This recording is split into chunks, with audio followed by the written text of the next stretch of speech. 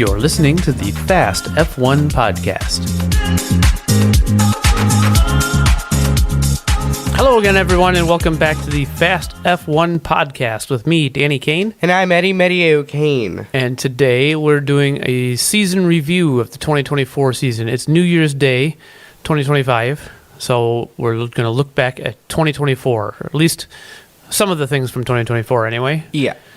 We're going to review some things, make our own opinions on a couple things, and then talk about some big announcements.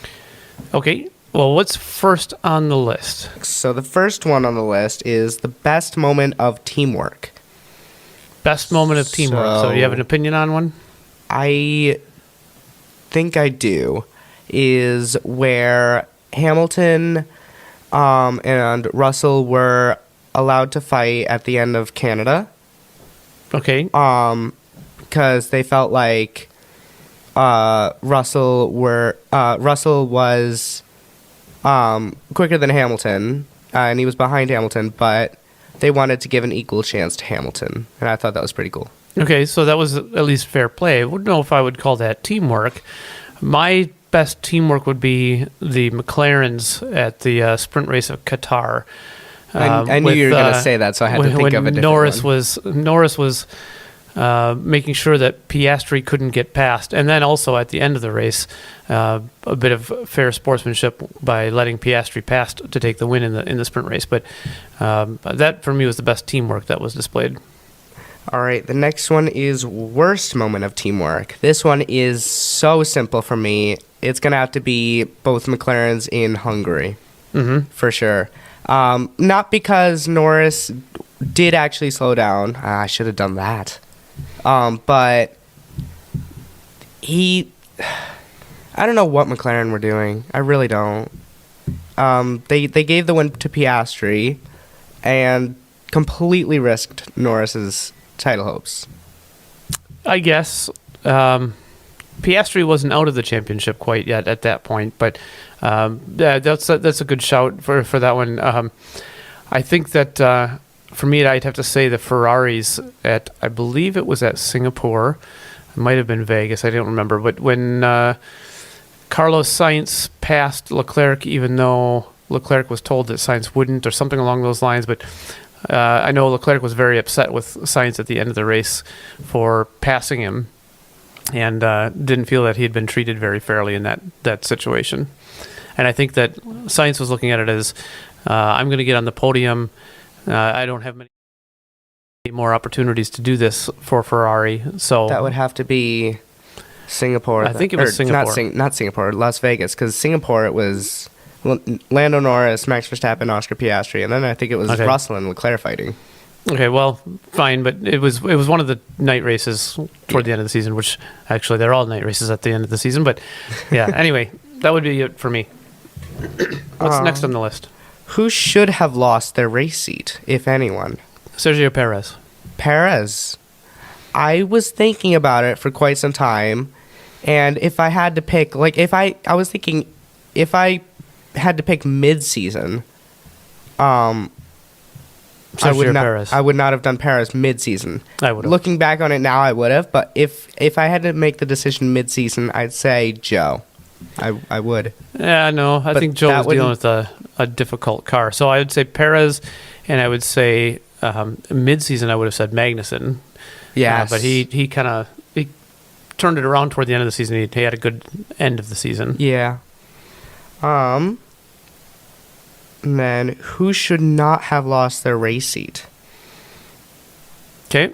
I think Daniel Ricciardo should have been given the rest of the season. I really do. Yeah, arguable about that. He certainly should have been given a better send-off than he got. Perez had the exact same, apparently. Yeah, pretty much. Just you're gone. Who else lost their race seat this season? Sargent did. Sargent did. Pretty well deserved it. Ocon for the last race. Yeah, that was a little harsh. Yeah, I think that was a deal made though between Ocon and Alpine for various reasons. Who else lost their seat though? Well, Bottas and Joe. Well, I mean, mid-season. I'm pretty sure there was one more, wasn't there? Mid-season? I don't think. No, I don't think so. so. I don't think so. Yeah. But, yeah, many changes at the end of the season, though. Yeah. What about you? Oh, I think Botez has done enough to have been able to stay at Sauber. They had an absolutely dreadful car this year, but he was consistently better than Joe. Well, did he score points? In the one instance that Sauber scored points, it was Joe that got him. But over the entirety of the season, Botez crushed him. Yeah, for sure, especially in qualifying. Most shocking transfer. I think we could both agree on this, but I know what you're going to pick. You're thinking Hamilton, huh? I am thinking Hamilton, but this is most shocking transfer in general, so you can say Hamilton. I'm going to say someone else. Oh, I wouldn't have said Hamilton. You wouldn't have said That actually Hamilton. didn't surprise me when that was announced. Who would be yours? Lawson to Red Bull Really? for 2025. That one surprised me. More surprising than Antonelli? Oh yeah, for sure. The one Lawson to Red Bull surprises me for one because they replaced Perez, and in my opinion, neither Tsunoda or Lawson or Ricciardo showed that they are going to do any better than Perez did. Well, And as much as I think Perez didn't deserve his seat, I don't think any one of those three do either. I think Carlos Sainz should be in that Red I Bull. totally agree. However, But like you said if I were to have to pick between Ricciardo, Lawson, and Tsunoda, I would pick Tsunoda every day of the week. Yeah. I think he over the course of the last 2 years, he has shown consistently that he's been the best Red Bull junior team driver between De Vries, Lawson, Ricciardo. He's beaten all of them. Yep. And like you said last time, it really doesn't actually matter who Verstappen's teammate is because he's going to crush them. Well, in all likelihood, because Red Bull built the car for Verstappen, and so anyone else who's there is just that they're having to put up with the car being built for somebody else, and they have to accommodate that. And there was something I was going to add about that. I don't remember what it was. I have two, if that's okay, because I thought you were Go going ahead. to say Hamilton. So I'm going to start with Hamilton. Massive transfer. We don't even really need to say more than that. It's the greatest transfer ever. No, I don't think so. I honestly, it didn't surprise me when it was announced. It really didn't. Well, then again, Schumacher to Ferrari, he only had 2 championships at the time. And Ferrari Yeah. was still the greatest of all time at the time. Right? I'm not sure, I but don't know if McLaren were better at the time. either way, Hamilton, he had hinted at a Ferrari switch a few years back. Yeah, I don't know. For some reason, it just didn't shock me in any way that Hamilton would want to drive for Ferrari at one point. He owns several Ferraris. He's been close with that I thought you were about to company. say he owns Ferrari. No, he's owned several Ferraris. He's been close with that company in general over the years, in terms of as a customer. Yeah, it didn't shock me at all. My second one is not a driver. Okay. Adrian Newey. Massive surprise. Yeah, I mean, I guess it didn't really. It kind of surprised me that he left Red Bull. I'm surprised When he he didn't said go to that he was Ferrari. leaving Red Bull, it didn't surprise me that he went to Aston Martin because I think Ferrari was a closed door for him. I don't think he would have been happy there because for various reasons. But he also had stated that the 3 things that he wanted to do in his career were work with Hamilton, work for Ferrari, and work for Alonso. And since Hamilton was going to Ferrari and Ferrari wasn't going to have him, it left him with Alonso. So it wasn't surprising to me that he went to Aston Martin. There were a lot of rumors, though, on Ferrari at first, for a long time. At And first, then- but rumors are always rumors. Yeah, they are, aren't they? Shocking stats. So, what are some fun little stats that we think are absolutely crazy in a good way, in a bad way? McLaren's reliability. They had 0 reliability problems all season long. Yeah. More so on that, Piastri finished every single lap, which means he finished Yeah. every race on the lead lap. And all of the sprints as well. I'm gonna leave pretty that. sure, yeah. Yeah.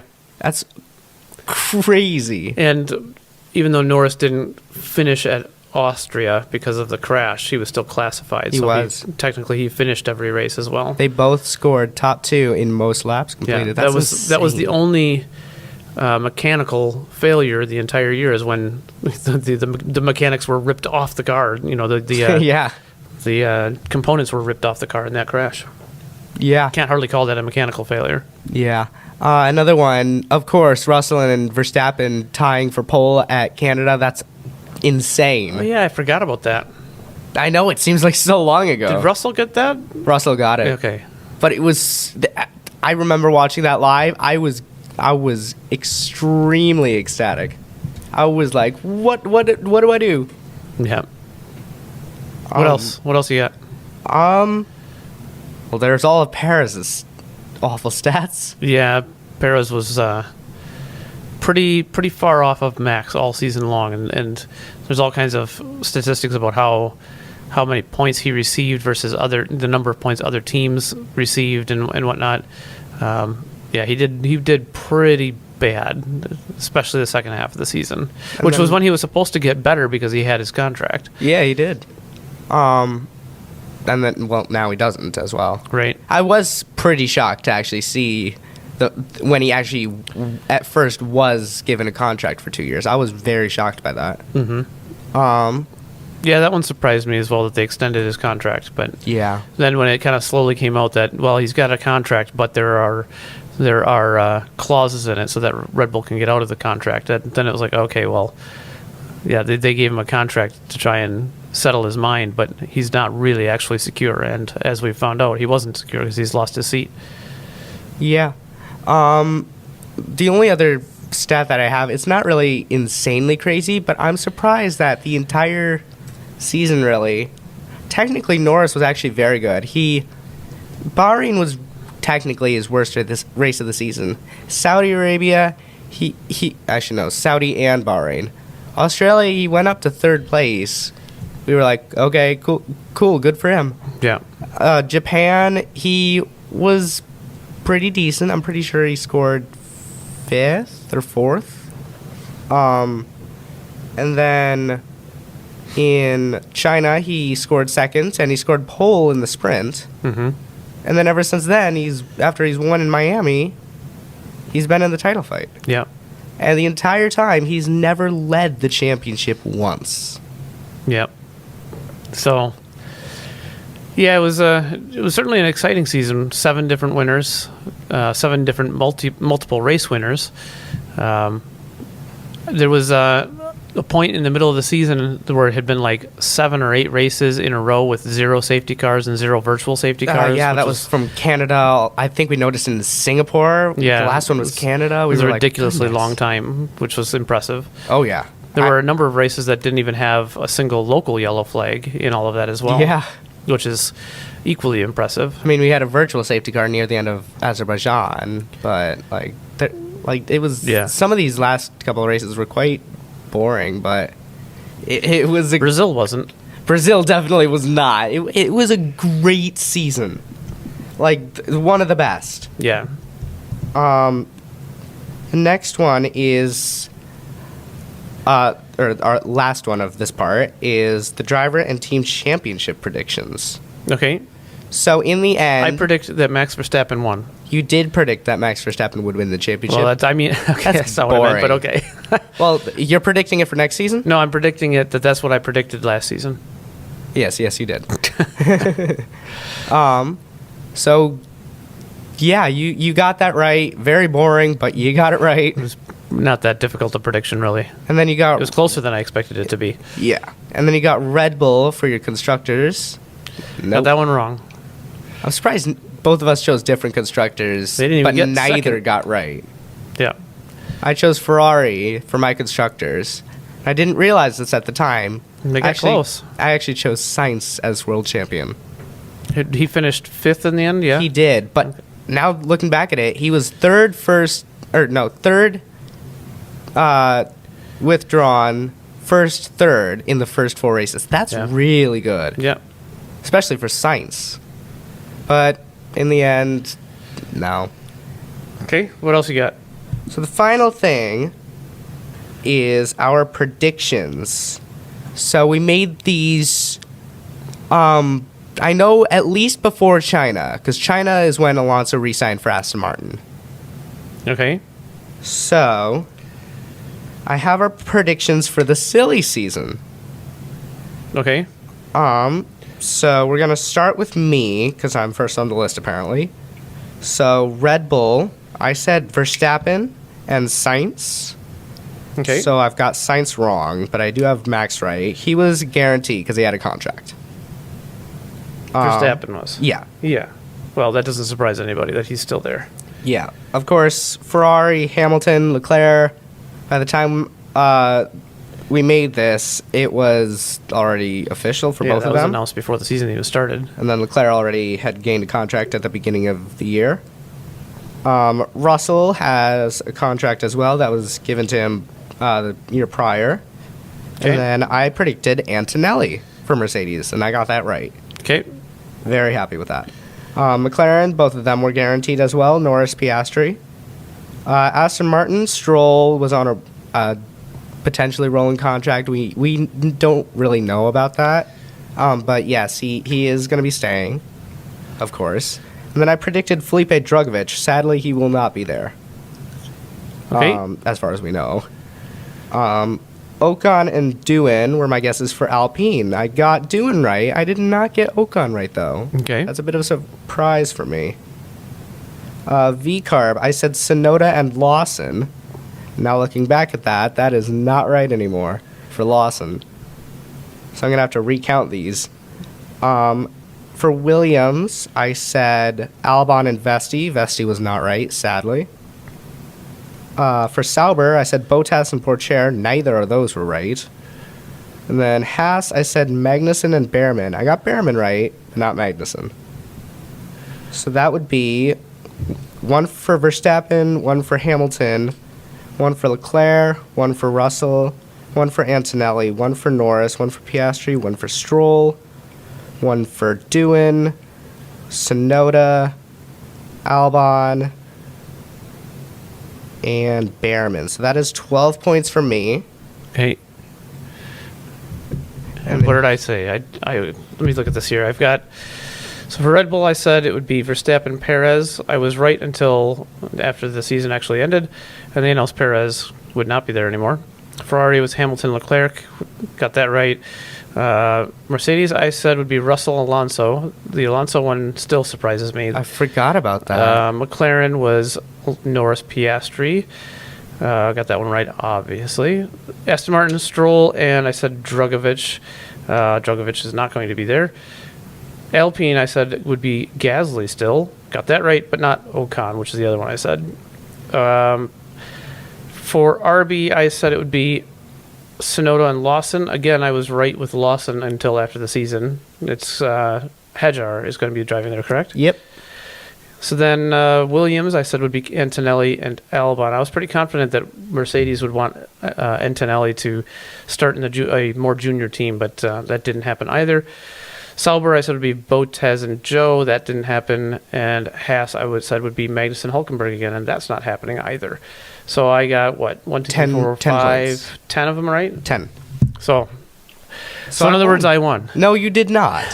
12 to 10.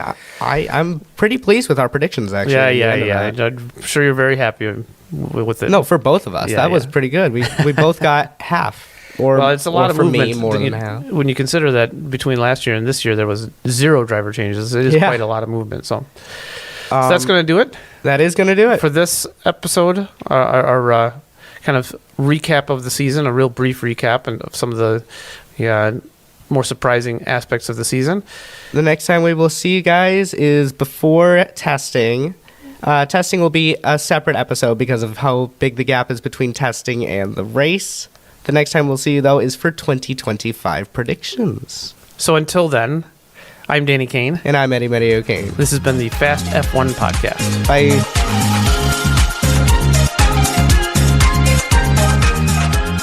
Fast F1 is produced by Danny Kane and Eddie Meteye-O'Kane. All rights are reserved. Music is performed by Alex Zavesa. Thanks for listening.